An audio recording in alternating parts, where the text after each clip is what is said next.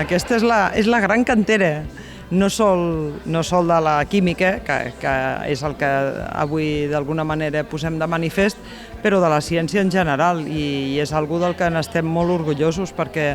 per nosaltres el creixement de les vocacions dels STEM, no?, que es diuen, doncs és un objectiu, perquè pensem que el futur passa per desenvolupar solucions, i les solucions passaran per la química i per la ciència i la tecnologia, sens dubte.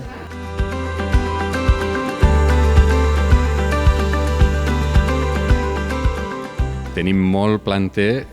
la qualitat dels treballs enguany ha estat molt elevada, ens va costar molt al jurat poder escollir els guanyadors, perquè realment cada vegada ens ho posen més difícil. Són treballs, alguns d'ells fins i tot dignes dels que podríem fer a nivell d'universitat.